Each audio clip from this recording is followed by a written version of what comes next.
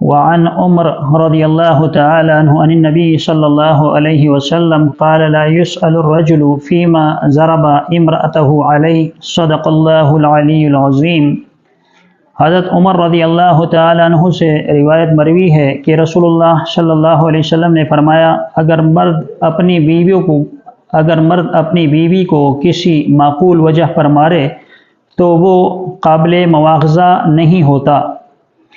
اصل میں رسول اللہ صلی اللہ علیہ وسلم نے یہاں بیوی کو مارنے کی جو اجازت دی ہے وہ چند صورتوں کے اندر دی ہے۔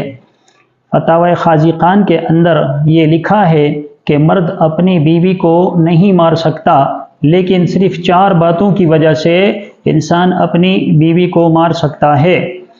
ان میں پہلی وجہ یہ ہے کہ شوہر اپنی بیوی سے زیب و زینت اختیار کرنے کے بارے میں کہتا